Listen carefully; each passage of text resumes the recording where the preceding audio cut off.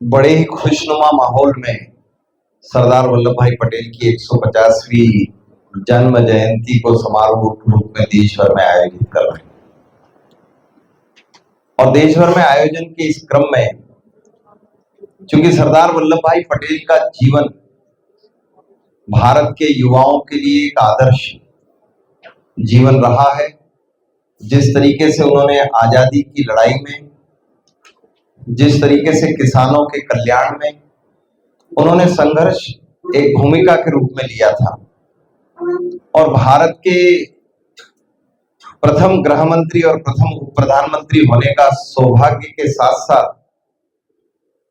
भारत की 550 से अधिक रियासतों को जिस कुशलता पूर्वक तरीके से भारत में समावेश कराया था और विशेष करके कश्मीर, जूनागढ़ और हैदराबाद रियासत जिस तरीके से रजाकारों पर उनके अत्याचारों को रोकते हुए भारत संघ में हैदराबाद को सम्मिलित कराने में रोल था, वो रोल एक लौह पुरुष का रोल था।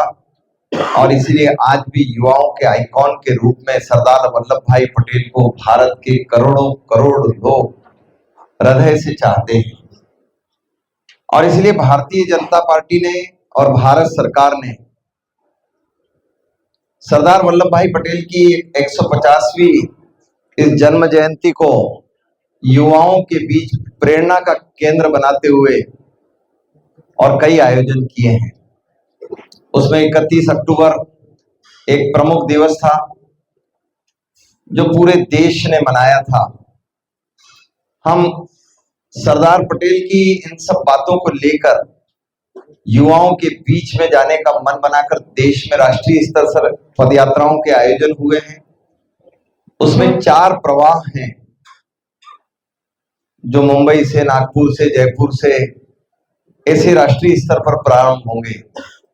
देश भर के तमाम संसदीय क्षेत्रों में 3 स्थानों पर यात्राओं का क्रम सुनिश्चित किया है और प्रत्येक यात्रा वो लगभग 10 किलोमीटर की आयोजित होने वाली है। 10 किलोमीटर की इस यात्रा में लगभग 4-5 पड़ाव उसमें रहने वाले हैं सभी यात्राओं में। तो हमारा 10 तारीख नीमच है, 12 तारीख जावरा है और 19 तारीख मंदसौर, ये तिथियां उसमें तय हुई है। देश भर में इन यात्राओं को 31 अक्टूबर से 25 नवंबर के बीच आयोजित करनी है। इस बीच युवाओं के बीच और भी प्रेरणास्पद कार्यक्रम, निबंध प्रतियोगिताएं, वाद विवाद प्रतियोगिताएं, ये भी 25 नवंबर तक स्थान स्थान पर आयोजित करने का लक्ष्य रखा है। और उद्देश्य बड़ा ही इसमें पवित्र है कि युवाओं के मन मानस में आजादी की लड़ाई का वह जो दौर था, उसके बाद देश को कहां ले जाना है, किस मुकाम पर ले जाना है, देश की एकता अखंडता को बनाए रखते हुए हम किन पड़ावों पर इस देश को आगे ले जा सकते हैं। इसीलिए इसमें हमारे अपने संकल्प हैं कि जिसमें इस देश को इन कठिन परिस्थितियों में एक रखते हुए आत्मनिर्भर भारत बना ले और युवा इस भारत को आत्मनिर्भर बनाने के लिए सरदार वल्लभ भाई पटेल की प्रेरणाओं जैसा उत्साहित माहौल लेते हुए भारत को इस बदलते परिवेश में दुनिया के सामने एक सक्षम आर्थिक शक्ति के रूप में प्राकट्य कराएं। इसीलिए युवाओं के मन में आज जो ये आजादी है, इसको सही मायने में हम आर्थिक रूप से आत्मनिर्भर भारत बना पाने की प्रेरणा के साथ इस यात्रा को प्रारंभ करेंगे। मैं आप सब साथियों को निश्चित रूप से धन्यवाद देता हूं कि लगातार हम देख पा रहे हैं कि सरदार वल्लभ भाई पटेल जी की जन्म जयंती के तमाम आयोजनों को आप एक अच्छा मुकाम दे रहे हैं और उसी के कारण भारत के जो युवा हैं, जिनके मन में भारत के प्रति करने का, अपने परिवार और अपने लिए करने का जो उत्साह है, वो लगातार बढ़ रहा है। और इसीलिए भारत एक आर्थिक रूप से सबल भारत के रूप में इन दशकों में देश के सामने आया है। जिस तरीके से हमने सरदार वल्लभ भाई पटेल के स्टेच्यू को एक हाइट देकर यह सिद्ध किया कि ये दुनिया का सबसे बड़ा स्टेच्यू है, जिस तरीके से दुनिया का सबसे बड़ा स्टेच्यू है, वैसे ही दुनिया का सबसे बड़ा देश भारत बने, इस गौरवशाली क्षण को लेकर यह यात्रा नीमच जिले में आयोजित है।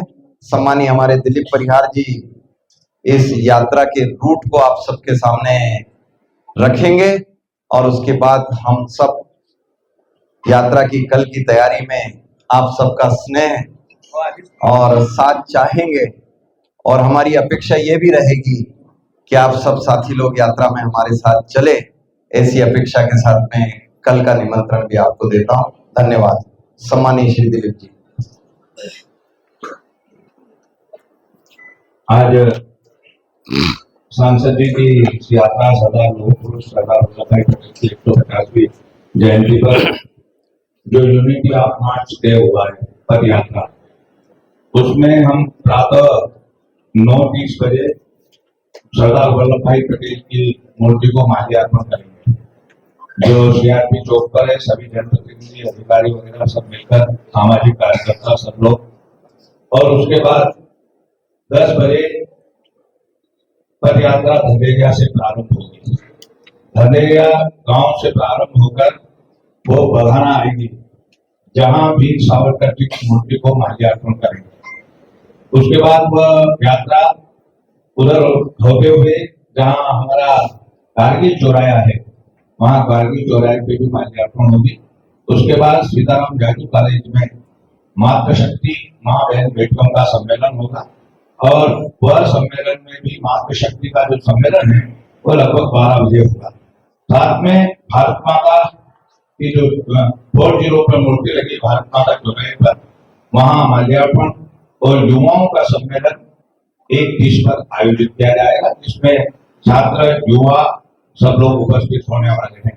तो उसके अलावा फिर जब नीमच के बाजार में, मुख्य बाजार में होते हुए 2:45 पर नीमच सिटी का जो बगीचा है सुंदर टाकिज के सामने, सावरिया जी के मंदिर के सामने, उस बगीचे में एक पौधा मां के नाम स्वच्छता का कार्यक्रम आयोजित किया जाएगा। उसके साथ ही सामाजिक समरसता सम्मेलन का आयोजन भी वहीं सुंदर टाकिज के हाल में आयोजित किया जाएगा लगभग 3 बजे। नीमच सिटी में जितने भी महापुरुष महाराणा प्रताप, छत्रपति शिवाजी महाराज, उनकी मूर्तियों को माल्यार्पण करेंगे। फिर शहीद बगीचे में जहां 1857 में हस्ते जिनने फांसी के फंदे चुमे थे, वंदे मातरम बोलते हुए, वहां माल्यार्पण का कार्यक्रम होगा। उसके बाद ये सीधी यात्रा विधान नगर होते हुए डॉक्टर भीमराव अम्बेडकर चौक पर पहुंचेगी, जहां एक किसान सम्मेलन के रूप में हम हमारे जनप्रतिनिधि माननीय सांसद महोदय वहां संबोधित करेंगे और किसान व्यापारी और सब लोग वहां आम जन जहां व्यवस्था उपस्थित रहेंगे। लगभग 5:15-30 पर यह यात्रा वहां समापन की ओर रहेगी, मैसी चौराहे पर, जहां शिवाजी और अम्बेडकर जी की प्रतिमा लगी है। वहां ये रूट है हमारा इस यात्रा का है। इस यात्रा में महिला, पुरुष, नौजवान सभी रहने वाले हैं। राजनीतिक कोई झंडा वंडा उसमें रहने वाला नहीं है। तिरंगा झंडा लेकर हम इस यात्रा को प्रारंभ करेंगे, जिसमें महिला, पुरुष, युवा, किसान, गरीब, अमीर सब लोग रहकर पूरी इस यात्रा को संपन्न करेंगे। इसके बाद मैं आपको चलिए, धन्यवाद मित्रों, बहुत बहुत आप सबका स्नेह और सहयोग कल की इस यात्रा में अपेक्षित है। बहुत बहुत धन्यवाद।